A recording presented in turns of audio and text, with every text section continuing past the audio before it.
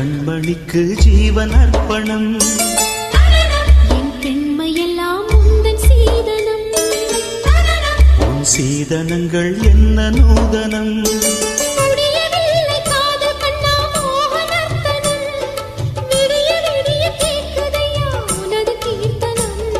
சொர்க்கம் தாண்டி செல்லும் அம்மா எனது சொப்பனம். போக போக காண வேண்டும் புதிய தரிசனம். என் கண்ணனுக்கு காதல் வந்தனம். என் கண்மணிக்கு ஜீவன் அர்ப்பணம்.